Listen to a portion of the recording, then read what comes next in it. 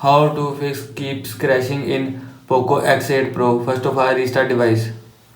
Press volume up and power button same time. Now here you will see two options, power off, reboot, and if you want to restart device then this icon swipe down. After swipe down restart your device. Now go back. After that update apps. Open Play Store. Now in Play Store click on your profile icon. Scroll down, click on manage apps and device. Click on updates. Now here you will see updates app. Select app that you want to update.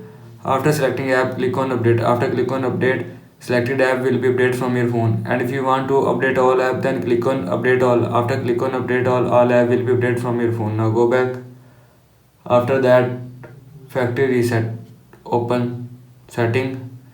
Scroll down. Click on about phone. Scroll down.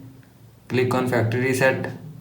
Click on erase all data. After click on erase all data, all picture, video, photo apps will be erased or deleted from your phone. Now go back. After that reset all setting. Open setting. Scroll down. Click on more connectivity options. Scroll down.